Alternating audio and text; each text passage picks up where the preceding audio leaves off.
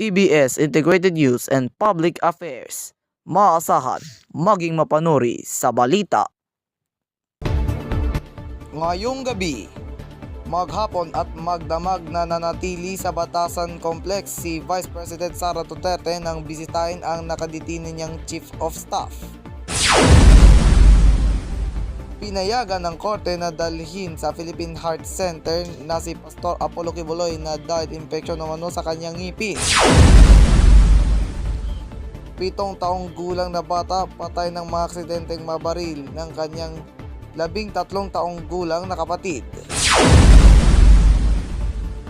Bumisita at namahagi ng tulong si PBBM sa mga nasalanta ng Bagyong Pepito sa Nueva Vizcaya. At nagmistulang Hallyu Day at ikalawang araw ng content showcase sa Singapore na napuno ng Korean stars.